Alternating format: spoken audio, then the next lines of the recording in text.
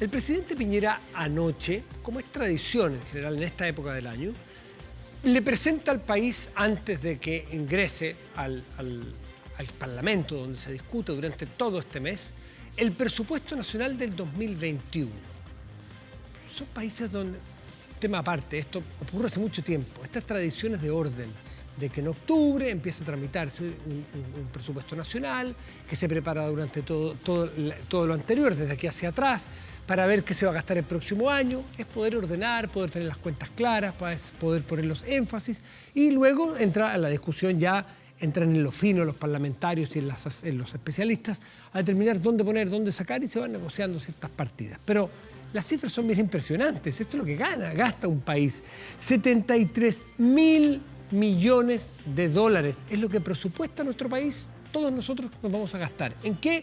Fundamentalmente los énfasis están puestos, según el gobierno, en trabajo, recuperar puestos de trabajo, porque se han perdido cerca de 1,8 millones con las crisis que hemos vivido, y también en salud, porque hay que guardar, hay que tener en la caja chica para sacar rápidamente cuando necesitemos para ventiladores, si fuese necesario, camas, pero sobre todo, miremoslo desde el punto de vista positivo, vacunas cuando estén listas para poder comprarlas.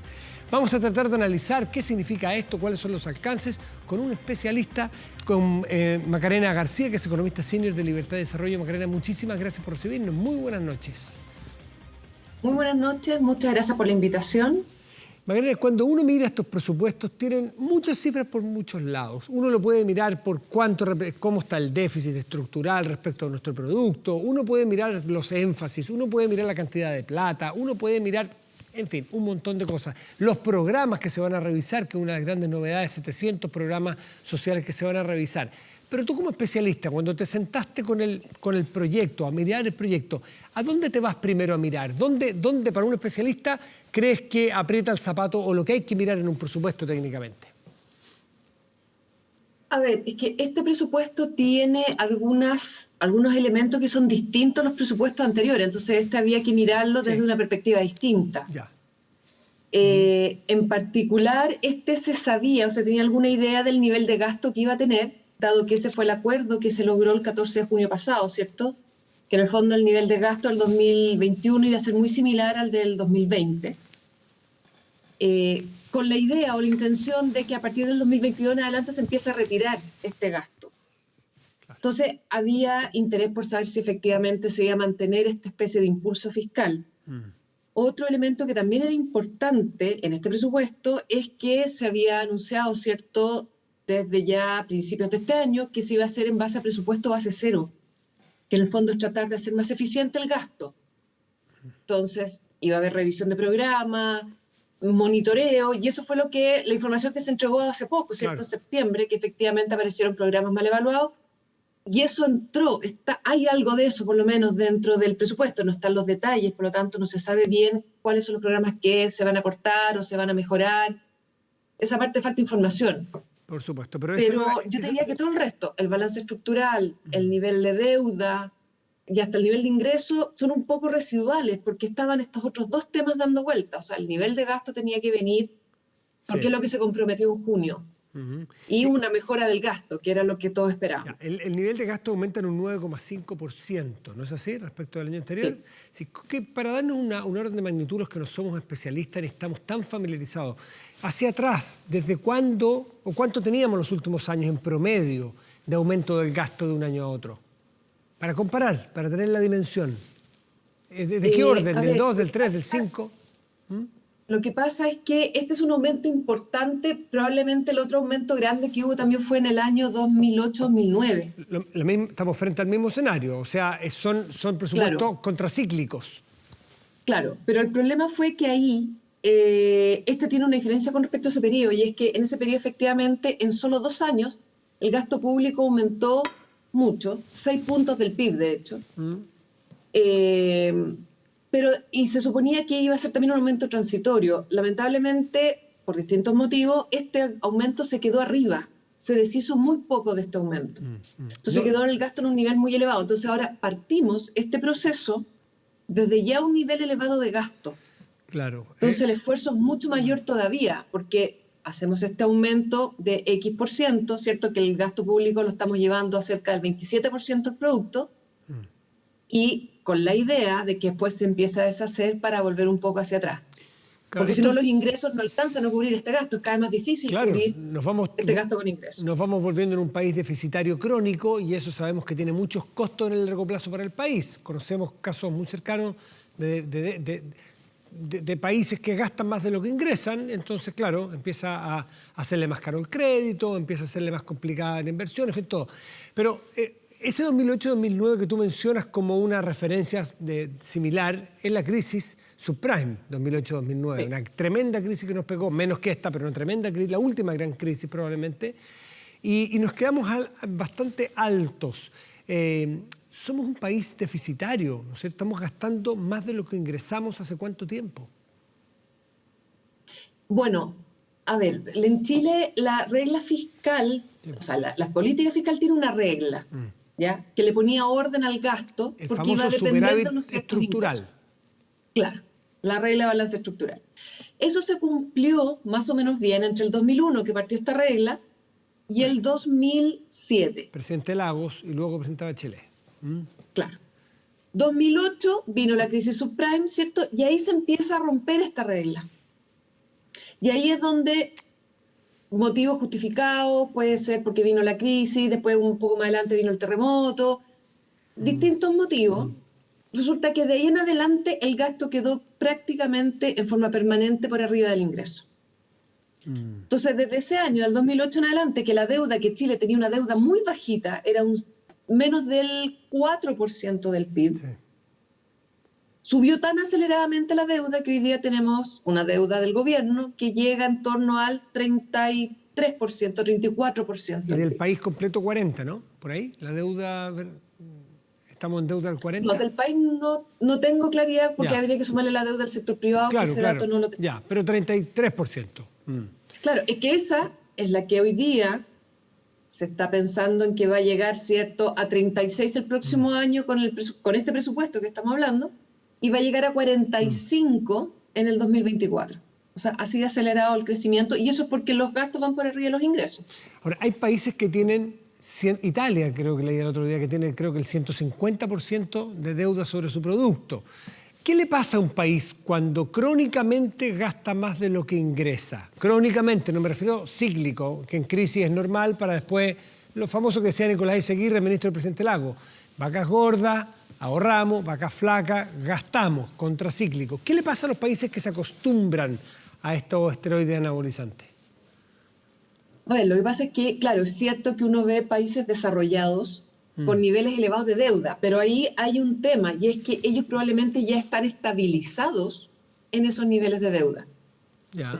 Entonces, ellos ya llevan un tiempo, incluso varios de ellos han corregido porque han tenido que hacer, dado que se les debilitó tanto las finanzas públicas, tuvieron que hacer recortes de gasto importantes, y uno conoce los casos de España, ¿cierto? Que tuvieron que recortar subsidios, y varios cortes que han hecho países desarrollados. Ahora, a pesar de la deuda elevada que ellos tienen, ellos no van a dejar de pagar su deuda, es muy poco probable. Sí, pero es caro pagar tanto interés y tanta deuda, pues. Claro, pero el resto del mundo les va a seguir prestando. Ya. Eso no cabe duda porque son países seguros en términos de riesgo de no pago. Ya. ¿Cuál es el riesgo de que Chile se mantenga en esta deuda crónica? Hoy día es bastante alto. Ya, pero ¿qué significa? ¿Qué nos significaría como país? A los ciudadanos, ¿en qué se nos podría, qué es lo que nos podría implicar a nosotros? Es que, para tener una idea, hoy día el gasto es tan elevado que para poder en algún minuto ser alcanzado por el nivel de ingresos, tiene que pasar una buena cantidad de años en que el gasto prácticamente no tiene que crecer, gasto público. Y hoy día, con las demandas sociales, con el COVID, con todo lo que hay, es muy difícil pensar que el gasto no va a crecer en 3, 4, 5 hasta el 2025 o más allá incluso. O sea, tenemos que entonces, mientras eso no pase, probablemente los gastos siempre van a seguir por arriba. Ya, vamos a asumir entonces esta enfermedad crónica que es el gastar más de lo que ingresamos. ¿En qué se va a traducir? Ya. Tiene como principalmente 3 impactos para nosotros, digamos, para los ciudadanos que estamos.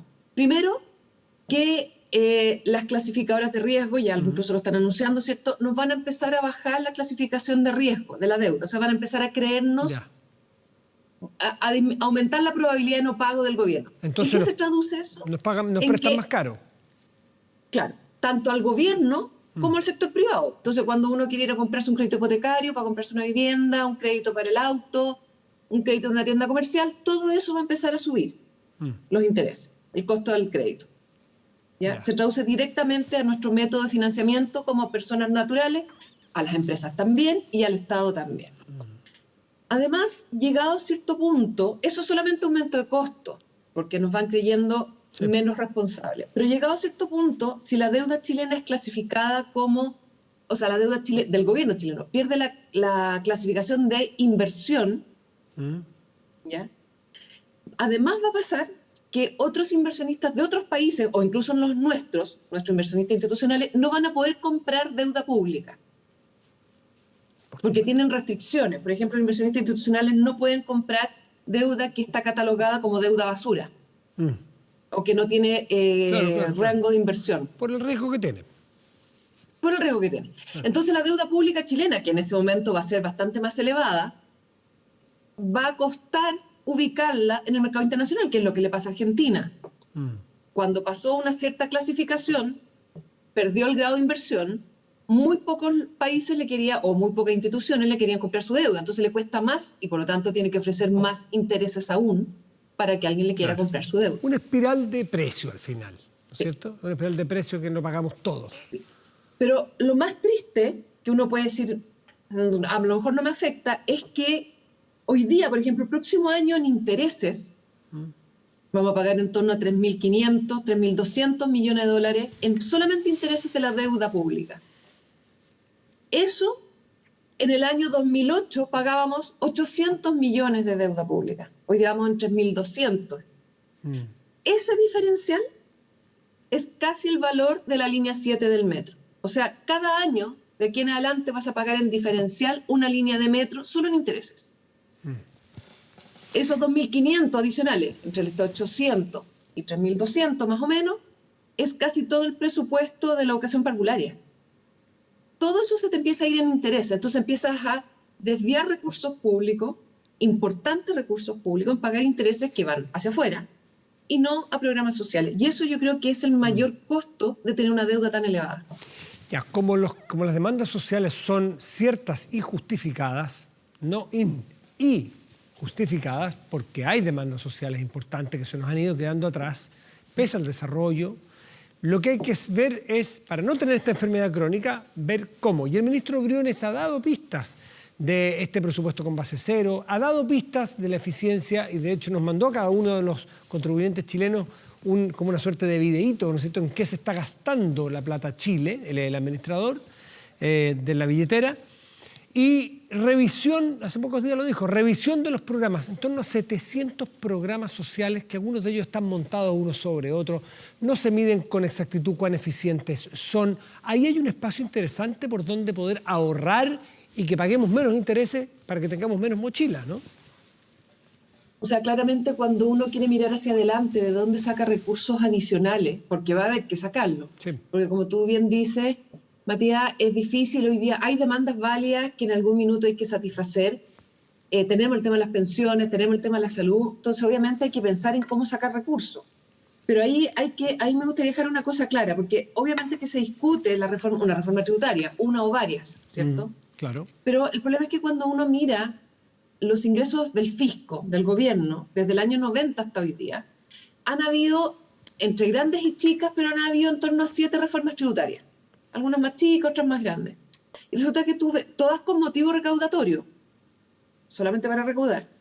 Y hoy día tú ves que los ingresos que el gobierno recauda en términos como peso de la economía, como porcentaje del PIB, prácticamente no ha cambiado desde el año 90 hasta hoy día. Ha cambiado muy poco. Entonces, sea, cargan más la mata a los impuestos, pero no implica necesariamente más ingresos relativos para el Estado. Claro, porque subes la tasa del impuesto, sí, pero se te empieza a reducir la base que paga ese impuesto. Porque la gente evade, porque la gente se va, porque se alienta en esa actividad y va a otra actividad. ¿Te fijas? Entonces, claramente nos parece que los ingresos no van por ahí. Y Lo que sí entonces uno sí ve efectivamente es como tú recomiendas esta mejora en los gastos. De hecho, porque lo que tú cuentas de los 700 programas, 600 y tanto, es lo que se llama el monitoreo de los programas. Pero hay otro que es la evaluación de los programas. Evaluar programas, Ese es más al detalle. Claro. Y ahí, por ejemplo, todos los años se evalúan, en este caso se evaluaron 17 programas. Es impresionante darse cuenta que el 66% de los gastos de estos 17 programas salió muy mal evaluado. No mediano, muy mal evaluado. Y esto no, Entonces, no es distinto a una familia que tiene un problema económico, entre endeudarse, ir a refinanciar un crédito hipotecario de la casa y refinanciarlo, o uno naturalmente echa una mirada hacia adentro. ¿En qué estoy gastando? Empieza a fijarse más en la cuenta de la luz, empieza a fijarse más en la cuenta del gas, empieza a fijarse más en la cuenta del supermercado, o eventualmente, qué sé yo, sale a comer menos o va menos o no sale el siguiente fin de semana porque, bueno, por ahí es más fácil, entre comillas, ¿no es cierto?, dónde se está derrochando plata de la familia. Los países no son tan distintos, ¿no?, en la estructura conceptual. Eso es lo que se trató de hacer ahora. A uno se pregunta por qué esto no se hizo antes. Por lo mismo que dices tú, si hay problemas, porque problemas siempre tenemos ya la crisis del 98, el 2008, y este proceso de mejora del gasto ha costado mucho implementarla. O sea, es bastante valorable lo que se ha hecho ahora de mejorar esto, pero uno lamentablemente escucha argumentos del Congreso, que son los que van a aprobar o no este presupuesto, de que ellos no están dispuestos a recortar gastos.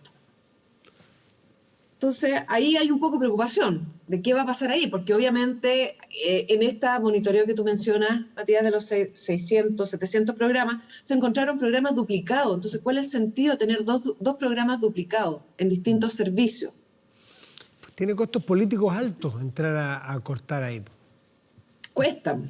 Política. A todos los gobiernos les ha costado mucho siempre cortar esto, porque hay personas detrás, hay presiones políticas detrás. Sabemos que unos más, otros menos, hay muchas veces capturas políticas detrás de algunos sectores y algunos servicios, y hay que ponerse colorado. Sí. Ahora, ojo, porque uno no necesariamente está pensando que hay que cortarlos. No, pero racionalizar.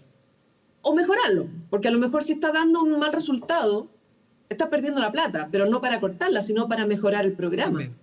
También. ¿Te fijas? También puede ser eso. Ahora, otro tema importante para recaudar recursos tiene que ver con la evasión. Chile tiene una evasión tributaria muy grande. Muy grande. Está estimada entre 7 y 8 puntos del producto, del PIB. Ya, y es mucho más alta que los países de la OCDE. Perdón, entonces, ¿y cómo viene desde atrás? ¿Esto es histórico? ¿También es crónico o se ha ido dando con la crisis? Mira, lamentablemente, a ver, porque tú tienes distintos tipos de impuestos. Tienes el impuesto al IVA, tienes el impuesto a la renta. El que más información hay en general es el IVA. Y ese se ha mantenido estable en torno a un 20%, o sea, de todo lo que tú debieras recaudar, un 20% se evade del IVA. Se evade con mercados negros nada más, porque el resto se paga automático. Claro. Economía informal. Claro, efectivamente.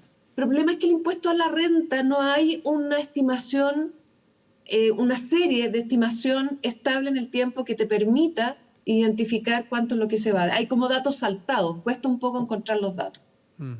Entonces, que es un tema importante, y ahí hay un montón de recursos. O sea, si tú reduces a la mitad la evasión en Chile, puedes tener 10.000 millones de dólares adicionales. Bueno, y lo que el ministro se ha metido, que también es un tema más complejo políticamente, otro día podremos conversar con más tiempo, son los beneficios tributarios que hay en algunos sectores específicos, ¿no es cierto? Algunos beneficios, estos se llaman las exenciones. Las exenciones tributarias, donde algunos dicen que son 9.000 millones de dólares. El ministro Briones hace un tiempo prometió que había un estudio que estaba haciendo con el BID, entiendo, y con la OCDE, que estaba por entregar, debe de ser por ahora, para ver y cuantificar realmente en un nuevo estudio cuánto estamos hablando cuando hablamos de exenciones tributarias. A lo mejor ahí también hay mucho espacio. Sí, no cabe duda. Macarena, ojalá que haya la política para avanzar también un poco ahí. También hay que tener fortaleza política, todos los gobiernos, porque cuesta hacerlo, porque esos grupos que tienen esas exenciones tienen mucha capacidad de presionar y no siempre los gobiernos tienen fortaleza política para resistir esas presiones. Es un juego de la política que con la economía siempre han estado mucho más entrelazadas de lo que creemos. Macarena García, muchísimas gracias como siempre. Que estés bien. Muchas gracias a ti, Matías, por la invitación. Chao, buenas noches.